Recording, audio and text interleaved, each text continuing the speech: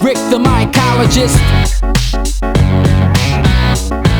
the Asbury Circle. What's up? Rick Dahrouge, Asbury Circle. I think I'm going to call this episode Tree of Truth. I did play the song before on the vlog. I want to tell you a little more about the lyrics to that song, and it's really based on, it took me till age 37, and this is why awareness is important, and this is why therapy is important. To treat when you're treating somebody, you can't just treat them through chemistry. You have to treat the person in their situation, where they came from. It's a whole person with a life. It was an insight of mine. I mean, I was already meditating for 7 years at this point. Back in the workplace for 7 years at this point. And it took a betrayal to cut me so deep that I didn't want to hear any kind of gospel, or all I wanted to do was grieve at that period. I was like, I remember my sister, she started reading the book of Job to me, and I was like, sis, I just want to feel God's presence. You know, just felt so hurt. I didn't, any thinking. I started thinking after it, like, how'd I let this happen? And this is all my fault, and blah, blah, blah, blah, blah, the way the mind works. But in the beginning, my initial response in allowing myself to breathe was, my heart's fucking wide open, a gaping wound, and I'm just started before that. I'm just watching it. I'm not ruminating. And obviously it goes all the way back. I'm like, this shit goes back to the beginning. This goes back to my very first experiences on planet Earth. So I was like, I must have been a wounded child to a certain degree, And I was like, and that's why 19, I wanted to drive into a fucking tree, that funny tree of truth. And this is before I'm really into Gabor Mate's work, and there's a lot of guys who do good work on trauma, early childhood development. All that stuff is important. It's sad. I mean, at the time, I was like, what am I going to do with this information? But I knew it. It was something I didn't want to look at. It's something that a lot of people don't want to look at, because it's like, it doesn't mean anything. We're in the world now, but same person, same lifetime. And when you learn about the brain a little bit, you're like, you're not a sponge. You're like a vacuum that just to adapt to whatever's going on, whatever needs you had at the time that were not met, whatever stresses, how loud, how many voices you're hearing a million different opinions, you're hearing, 4 siblings and 2 parents, and that could be quite confusing, where you're like, you're arguing over, what flavor's the best, and I'm like, well, or who likes what, and I'm like, well, what's the best then? Why don't we just pick the best? There is no best. Mom, Ricky's comparing again.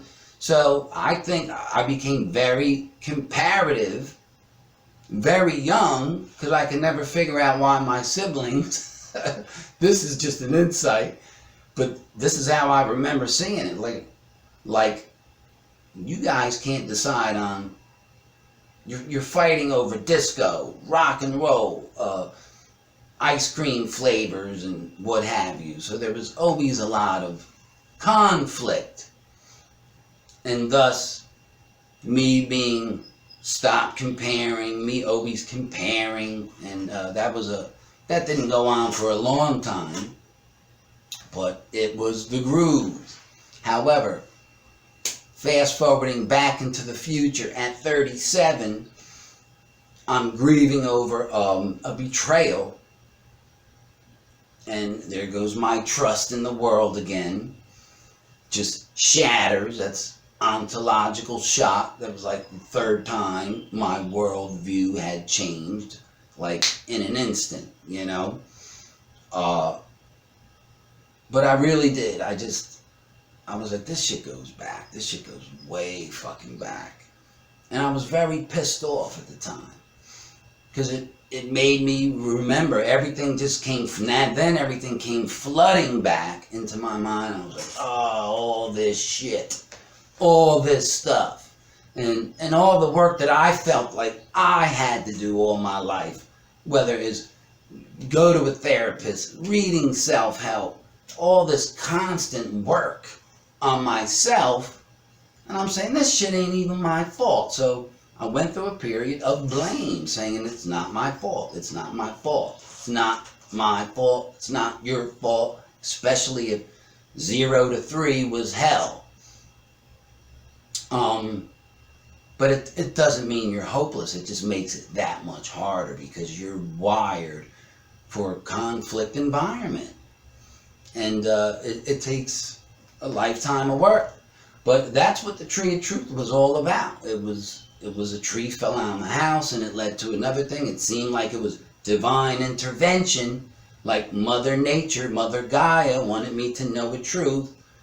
That's me adding meaning to it, but it was a big frickin' coinky-dink that revealed the truth that was very, very, very, very traumatizing.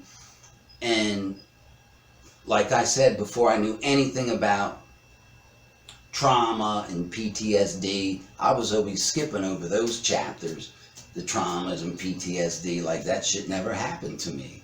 And at this time I was like, look, this is an issue too for me. This is something. So right now, even though I'm talking about it, there comes a point where emphasizing the trauma doesn't serve you anymore.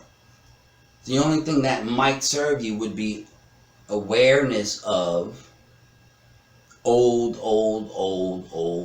beliefs, behaviors, and thought patterns. And that's where mindfulness comes in. So I think still to this day, I've said it before, living in the moment, following your North Star, or whatever you feel like your true path is, but taking it one day at a time, moment by moment, and being aware, because awareness ain't enough. You got to do the work. You got to do the work, or no change is going to take place. So that tree of truth ended up being a beneficial tree because it revealed something through pain. And I'm glad I didn't run into that tree when I was 19 because there was a lot of good shit ahead. More troubles, but more joy of living. So, like I said in Only Go Around Once, my love for life is stronger than my fear of death. So, keep loving your life. I know we're living in very hard times. I don't see things getting any easier. Good changes are happening. Love your life. Love your life. Try to. All right? Peace, peace, peace.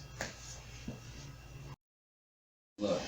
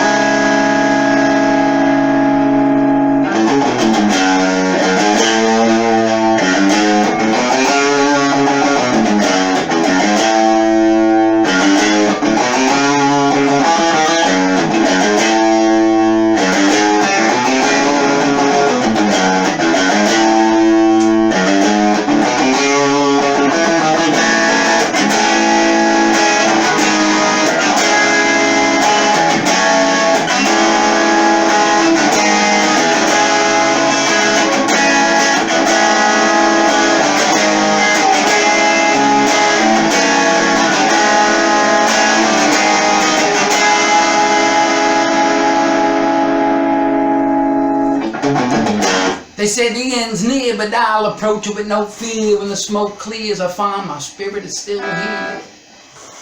Peace!